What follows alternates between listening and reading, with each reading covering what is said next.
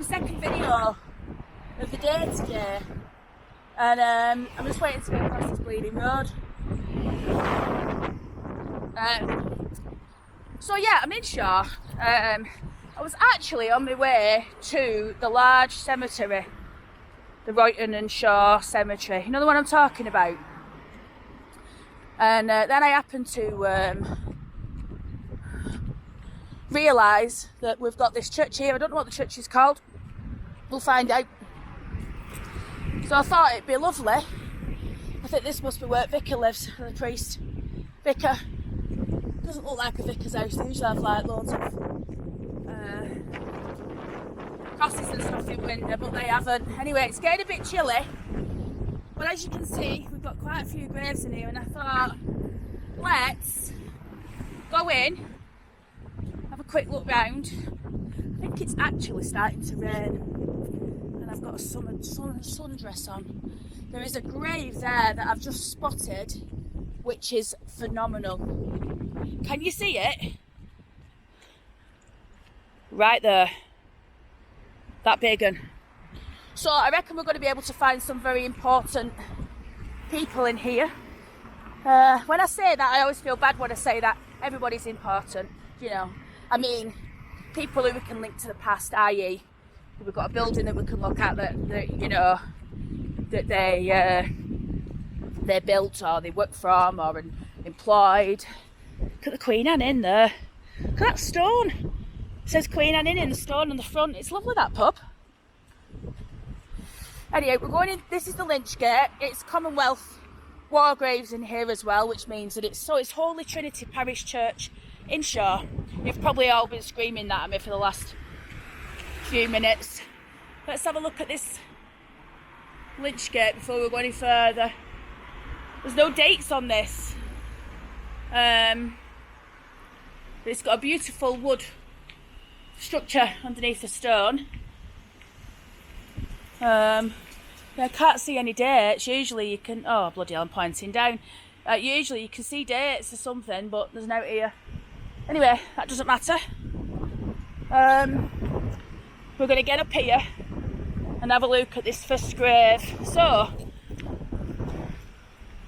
I'll find out some information about the church itself and I'll put that in. Like I said, I wasn't actually planning on coming here, so I've not done any research, if you know what I mean. We're just winging this one. So that's it. So let's get back here. I wanted to show you these beautiful flowers. Look at them. The dandelions, aren't they? I don't think they are dandelions though. I don't know what they are, but they're beautiful. Right, here's the grave. Oh my god, it's got carvings in it and everything. This is fabulous. So this is the grave.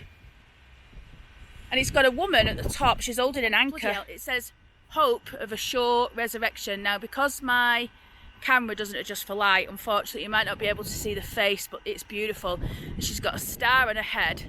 She's got massive hands. And she's carrying an anchor. I wonder what that means. It means something. I know it does. Anyway, if we come round... First person not the first, we've got one on the other side, but there's been something attached here, and I suspect it was probably a light. In fact, yeah, look, there's stuff here as well, like these beautiful. I wonder if that's what they used to take the face on and off. Anyway, Edward Whittaker of Oldham, late of Sahw, who died October the 9th, 1894, in his 55th year. But on this side, look at this, everybody. I think that's Henrietta. And this stone says, Harriet Eleanor. Oh, I said Henrietta, didn't I? It's Harriet. Harriet Eleanor, the beloved daughter of Edward and Elizabeth Hall Whittaker, who died August the 3rd, 1880, aged 3 years and 10 months. That's her. Carved the likeness into the stone. The home once so joyous, now gloomy doth seem. Her absence so deeply all feel, but sudden departed is at the dream, but tearful. Oh, it's raining. I've got no coat on or anything. And also Bessie, she died in 1882. And then we've got Elizabeth, wife of Edward Whittaker, a druggist. He was a druggist. That's the pharmacist, by the way. 1878. Whilst he or she in prudence and virtue excelled to home. It's absolutely pissing down. I've got no going on. And there's nowhere to shelter. Actually, yeah, there is. I'll go under that lynch gate and see if it stops. I don't want to go under lynch gate though. You know what? I'm going to keep going unless it gets worse. But have you seen the size of the drops? Right, over here, we've got a solicitor over there. We've got Thomas Haig he was a cotton spinner. Right, okay. Cotton spinner. He died August the 30th, 1882, in the 81st year of his life. Now, Thomas, I'm really sorry. It's because it's raining. It's putting me off my filming, everybody. I'm sorry. But I've literally got a sundress on and it's freezing. And then you've got Mary, wife of Thomas Haig. She died 1868. She was only 55. She was interred in this vault, so there must have been a vault underneath me. I was drawn towards this stone over here, everybody. Let's see. Now, this person was a solicitor, it said. Now, the Schofields is a name that jumps out a lot around Oldham history. So I don't know if it's the Schofield family. But this is James Schofield. He died on the 17th of March, 1882. The veins stopped, thank God, age 75. In there is his wife Anne. She died at 56. And several of their children and a grandchild, all of whom are interned in this churchyard until the daybreak and the shadows flee away. Can't see anything because my hair's flying. And then we've got, in living memory of John Watson, solicitor of Dale House in Shaw. He died 1912, April 16th. We'll find out who these people were, definitely. And then Margaret Ann, beloved wife of John, the solicitor on the other side. What else have we got? So I reckon there's going to be some good stories in here, everybody. Let's have a look at this one. And this fella's from Durka. Robert Standring of Durka Oldham, who died September the 10th, 1902. Also his wife Betty. Now Standring, I'm sure our Sarah, my cousin, I'm sure she's got a mate called Standring. And then also Thomas, the beloved son. He's in there. That's an unusual grave. It's really small and stocky. It's starting to rain again, everyone. Oh, for God's sake. Right, let's get down here to these big... It might be a quick video, this. I'm not going to get drenched. I'm recovering from a cold as it is. But I want to get in as much as I can for you. Right, hang on, up here. Let's do up here first. Is this camera okay? I can't really... I've got my hair. I curled it this morning. It's just flying like a... Jesus. This is Gertrude. Dearly beloved wife of James Livesey. What's the weather? At 25 years of age. Bloody hell. In loving memory of James Livesey. He was an FRCO. Oh God, killed in action in France in 1918, age 31. What a sad story. Poor bugger. Lost his wife and Mary as well.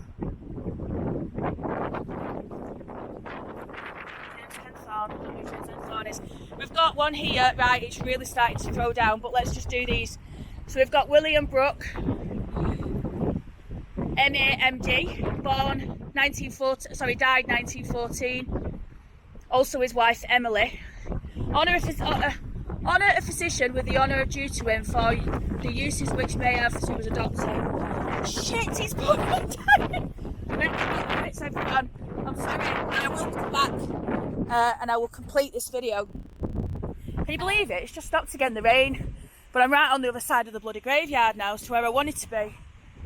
Let's have a look at a couple of these. Jesus Christ. Ooh, interesting. It's not the same bent house though. So this is the grave of James Chadwick of Bent House, Hayside, Shaw. Born 1851, died 1930. Also, Betsy Alice, his wife, she died in 1937. Ooh. Excuse me. There's a beautiful, beautiful black cross over there. I think we need to come and look at these graves. These are quite interesting. Actually, some big ones around the back here. So let's have a look at this. This grave here is the grave of William Oldfield. He died in 1913, also Mary. It's quite a nice stone, that. And then you've got a serviceman here who died in the war, in the First World War, aged 23. Wilfred Allen. Let's have a look at these over here. There's some massive monuments over here. There's a fella in that car, I bet he thinks I'm a right nutter, running around in the pissing down rain.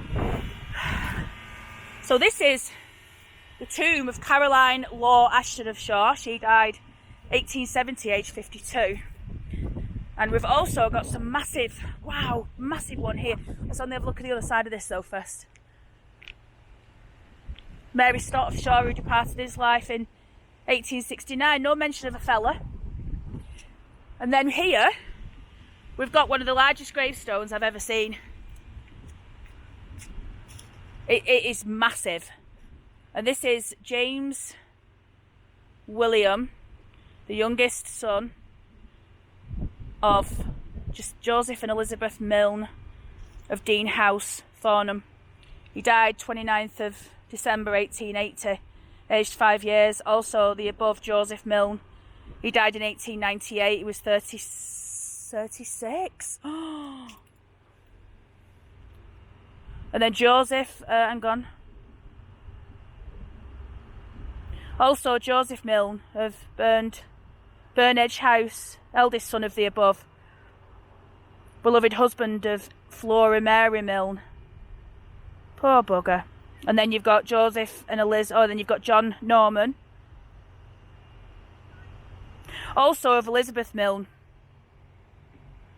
wife of the above, and named Joseph Milne of Dean House, who died. She died in 1902. No, she died in 1924. There's no mention of the husband. That's unusual.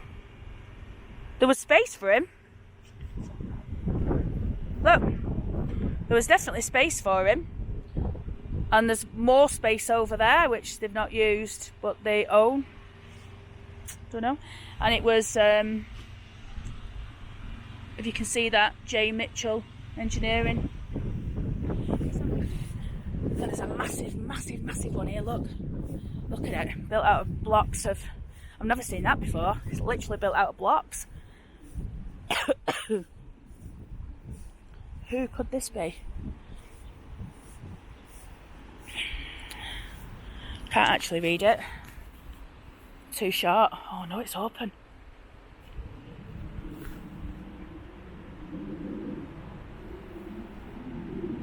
Christ almighty. It's full of like... There's a button in there. It's not a person though. Right, okay then. So, the ashes of a truly Mary... Can't read it. I just can't read it. I can't get my head above it. This tomb was erected in memory of George Travis of Hayside, yeoman who departed this life February 23rd, Anno Domini 1739, in the 16th year of his age. Also here departed. Here is the body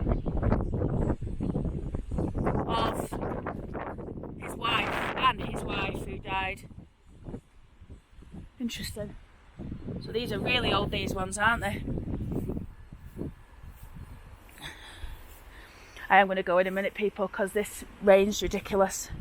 We'll have a quick look at this one. Another Milne. Memory of James Milne. Oh! Eh? You were James, weren't you? The husband and the other one. It says here, James Milne of Heights Barn in Butterworth, son of James Milne of Park House in this township. Alice, his wife, who departed this life January 1851. And this is in memory of William Henthorne. died 13th of December 1866. John, son of William and Anne, his wife will have been called Anne, and I suspect she's on here somewhere. John Henthorne was a stonemason, and he died in 1833. I wonder if the family were stonemasons. Mary, the wife of John Henthorne of Hay, stonemason, who died 1854. That is freaky though, that one, isn't it? Let's have a look on this side.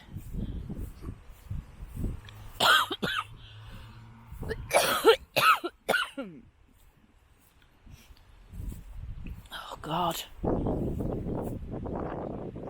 the hell? Let's put all that in there.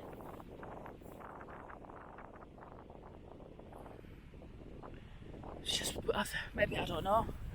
Them bricks, well this is from the 1700s. But them, well, same. Well, actually, they're a lot older than that, aren't they? Stone. Seeing as it's like the earth.